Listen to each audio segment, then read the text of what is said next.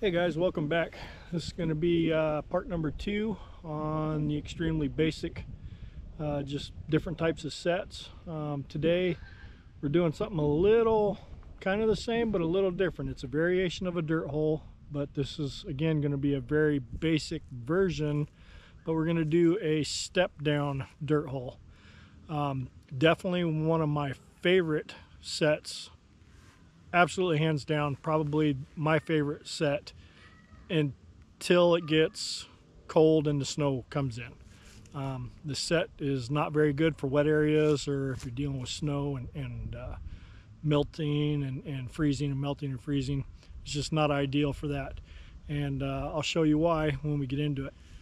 As you can see, I'm on the other side of my property again.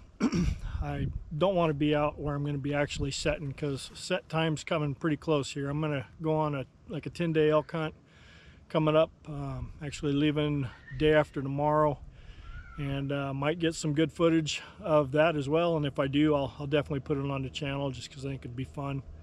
But putting steel in the ground is coming real close for coyotes. We're getting down to where it's going to be about time. I am going to do some coyote sets while I'm in elk camp. It's a much higher elevation. The canines have been dealing with colder temperatures. Their fur will be a lot better than these coyotes down here in the valley.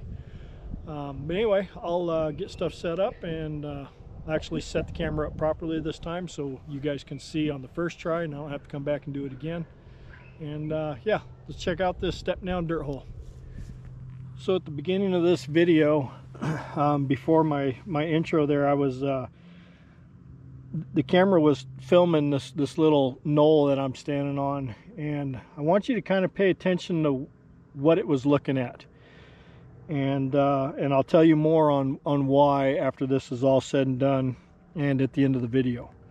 But for the purpose of a step down dirt hole, again, it's a dirt hole set, and with dirt holes there's 100 million different variations of them, and we'll get into those over time, but I just kind of wanted to show, you know, the basic dirt hole. That was the last video. This particular set is my absolute favorite, like I said earlier, and the reason for it is because when it works very well. You get really deep catches. It's just a great set. So we'll start it off with, of course, the dirt hole, and you'll see that the dirt hole is quite a bit different than our regular one as well. I'm still using the same thing, my same little auger here, but I'm not going in as at a 45-degree angle as I would a normal dirt hole. I go a little bit more vertical on it. I want my hole to be a little steeper, and it's going to be much larger than the just the regular old dirt hole set.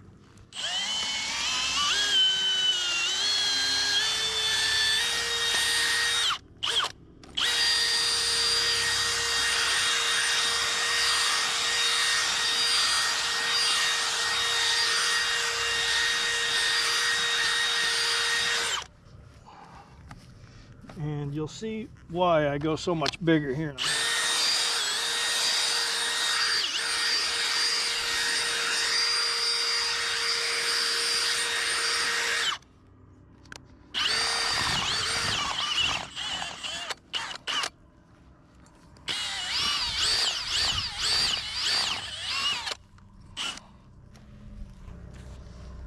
Okay, so we got our dirt hole established, and I'm gonna want my trap to be set more or less about 9 inches or so back. It's kind of what I always shoot for. Center of pan to edge a hole is typically about 9 inches, and that works really good for coyotes because that's about the distance from their nose to the tips of their or to the back sides of their legs there. So we got our dirt hole established. So now I'm gonna dig my trap bed.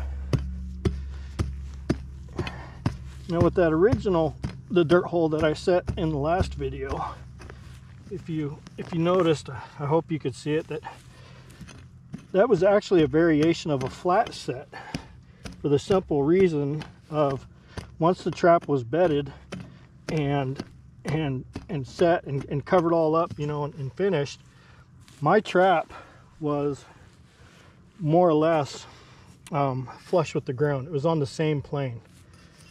And this is what makes, excuse me, this is what makes dirt holes so effective, or the step downs so effective, is because the trap is going to be below the plane of the ground. And when that canine comes in to it and steps, once he commits himself to the trap, he's putting, instead of just setting his foot down, he's got to commit to that, which means he's putting a lot more pressure down on there, which creates a much deeper and a nicer, a deeper catch on the paw. When this set's all done, I'll have, oh, probably the top of my trap will probably be close to 2.5 to 3 inches below the surface. It's kind of what I'm shooting for. Yeah, kind of just clean these edges up a little bit here. Not clean them up, but round them off. You make it look a little more natural that way. Just put this guy together here real quick.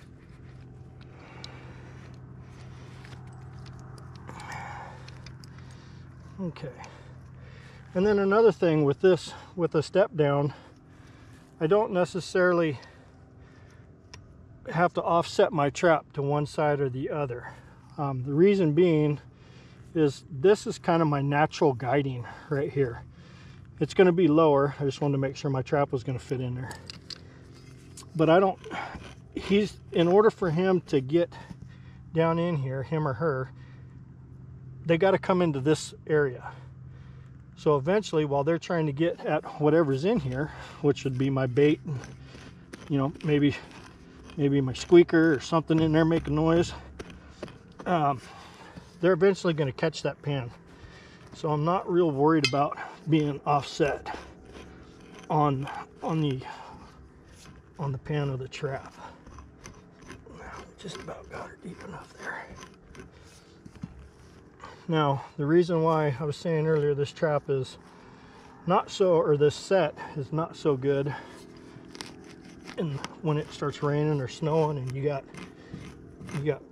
melting snow and stuff like that, is for obvious reasons. I just created a big bowl, and this is going to gather all the water at once.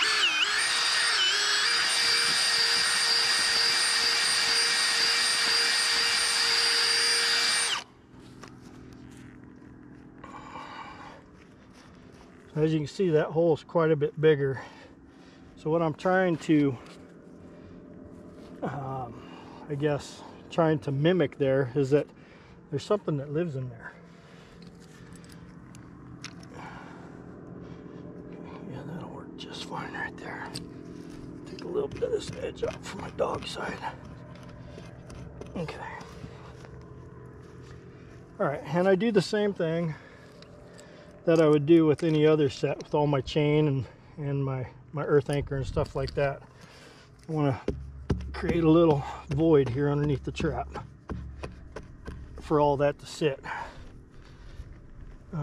This is a set, excuse me, that I use in the timber a lot.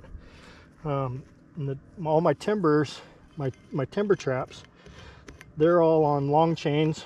Well, not long, but they're like 6 foot, 5-6 foot, and they got shock springs in them and stuff like that. So it takes a little bit more to hide all that stuff. Now, for the purpose of having to pull this trap here in a few minutes, because I'm obviously not going to leave it there, I'm not going to hook my earth anchor up to it and drive it in, but I would have my earth anchor hooked up to this. I would drive it right down the middle of my hole there, and then I would set my trap accordingly.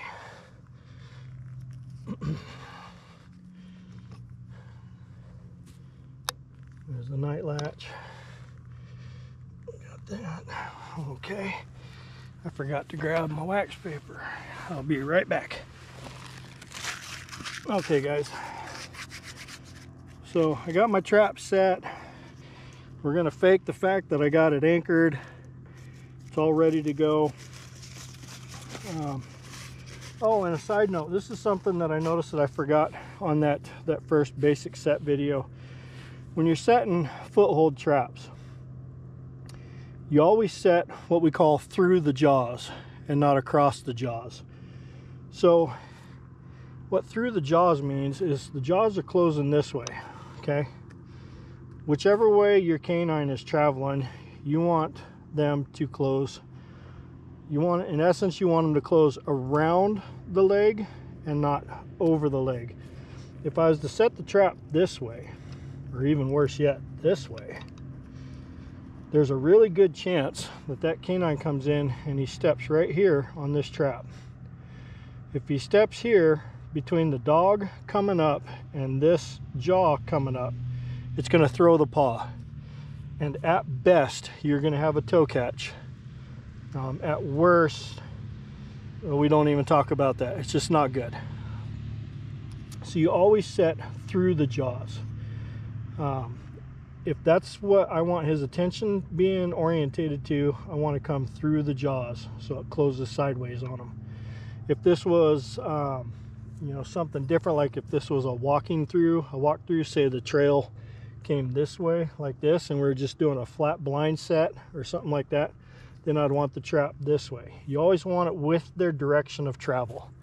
And some trappers will say it's not as important. To me, I think it's extremely important. I've never had a bad catch this way, I guess I can say. I've never had bad luck with it. They're always good catches. And so that's why I stick to my guns on that one. So anyway, so here we are. We're down, oh, I don't know, way down. So the bottom of my trap's probably at 4.5, 5 inches below the surface here. So when I cover this bad boy up, get it all set here,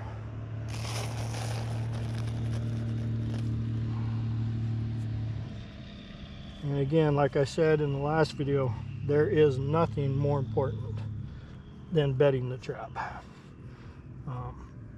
I'll argue with anybody, anywhere, anytime, that if they think different, they're speaking nonsense at that point. And this loamy sand up here, man, I wish I had a lot more of this around. This stuff is actually really nice.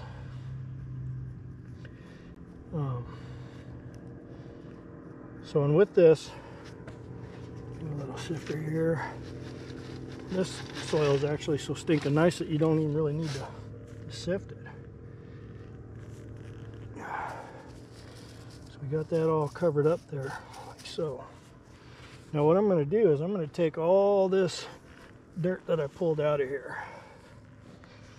And in this country where I live, we have ground squirrels, but they're only up on the ground a few months out of the year. They spend most of their time underground. But we do have a lot of pocket gophers, or I guess what you'd call your everyday gopher. And coyotes absolutely love to feast on them. So this here, the reason why I don't need backing or anything else is because this mound is really going to stand out. And you'll see what I'm talking about here in a minute. So I'm just going to do that right there. And then what I like to do once I get the set in is come in here one more time and I'm going to pull a bunch of dirt out, but I'm going to kind of bring my auger out against the side. And what that kind of does is it kind of creates the look of a travel way from something living in here.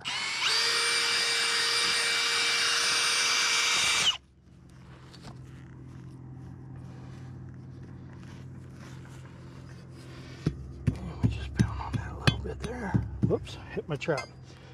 Now if that ever does happen in the field, you start all over again. This is still bedded really nice. Yeah, do stuff like this. And then you want your pan to be one of the lower areas in your set. So there's that set right there, all finished up.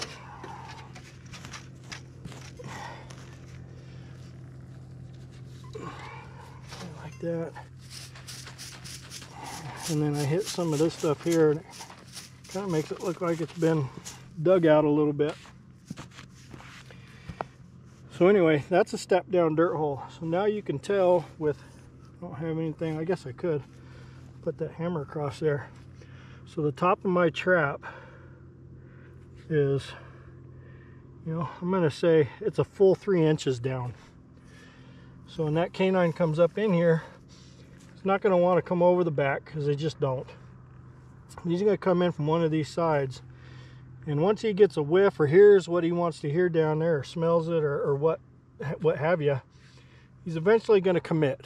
And when he commits, it's a full commitment, and you'll get super deep catch.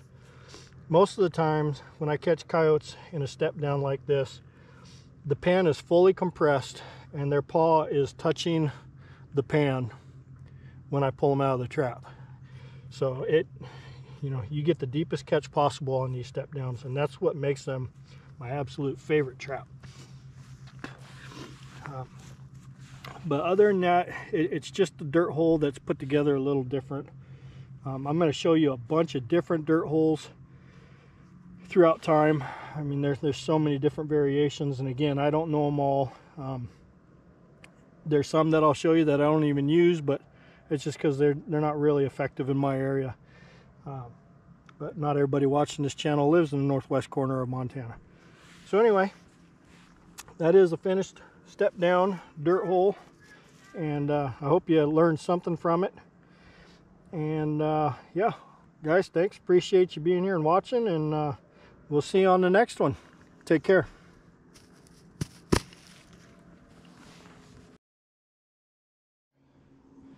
An old trapper told me that if you're trapping canines, when you get to your location, you close your eyes. Keep them closed, open them up. When the first thing that you see catches your eye, that's where you want to place a set.